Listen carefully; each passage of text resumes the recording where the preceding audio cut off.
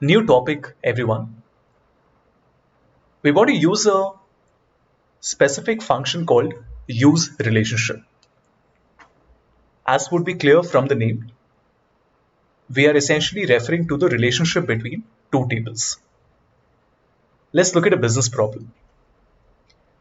This time I want to come to Power BI, and my requirement is that I want to create a line chart with my date,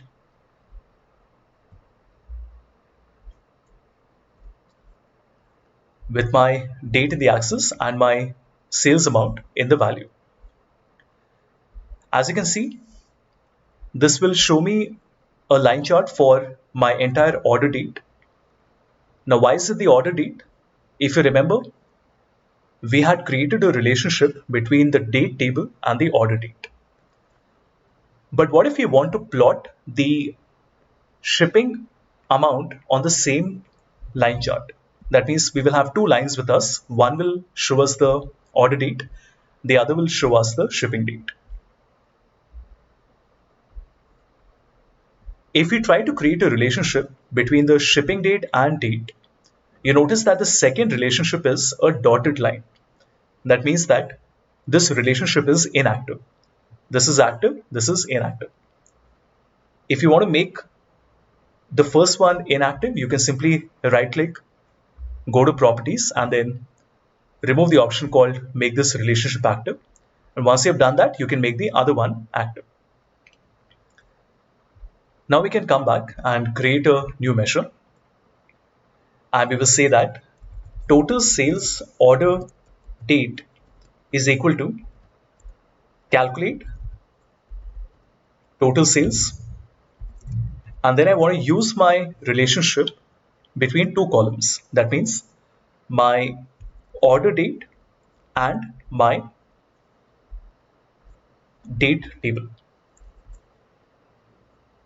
What this does is this will allow me to remove the sales value and only keep this total sales by order date. You notice it's the exact same result. So we can now come back. I'll copy the entire thing, create a new measure, and this time we want to call this total sales by ship date. And what is the difference? This time we want to connect the date table with the shipping date. And if we put the ship date in values as well, you notice that we can now see a comparison. For example, quarter 4 December, the total order was 96,999 and the total ship was 105,000. That means we generated a new order for 96,999, but we shipped out 105,000. So you can essentially find out the difference there. From an inventory management perspective, this can be very, very handy. For example, just to continue with this, I'm going to copy and paste this entire chart. And let's create another measure. And we call this the difference in my inventory. This is nothing but the total order that I'm generating minus the total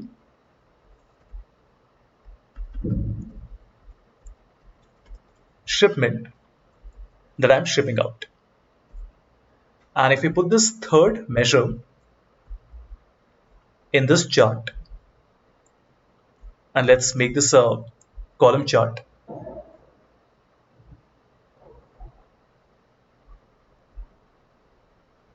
You can notice that, let's come back to the quarter level of hierarchy. Okay, so I can see all my quarters here. In fact, let me also make this into a column chart so it becomes a little simpler to understand. So if you look at 2014 quarter 1, order was 74, the shipment was 69. That means there was a gap. We were shipping lesser than new orders. That is why the difference is 5,000, right? That means we still have 5,000 inventory with us because we are shipping lesser than what new orders are being generated. And you get the idea. We can basically show it like this. Just a small tip, whenever you do something like this, you might want to color red and green the numbers that are greater or lesser than 0. For this, you can go to Format, go to Data Color, and then click on this Conditional Formatting button. And very simply, we will say that the value is my difference inventory, and we want to write a rule, which means that if the value is greater than or equal to, let's say, minus 100,000, and is less than 0, then the color will be, let's say, orange. And another rule, if the number is greater than or equal to 0 and it is less than 100,000, then the color will be, let's say, blue, like this. And very neatly, you can see that the numbers greater than 0, that means where we have a positive inventory, it is blue, and a negative inventory is orange. If you want to hide this first blank that is coming, you can do that as well. So you can just go to Filter and make sure that right now, if you notice carefully, we are getting this small value here, right?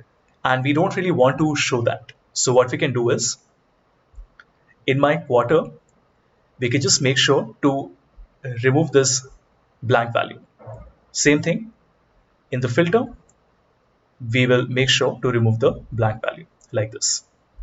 And this gives you an excellent result where you can see the inventory, you can solve the inventory management problem.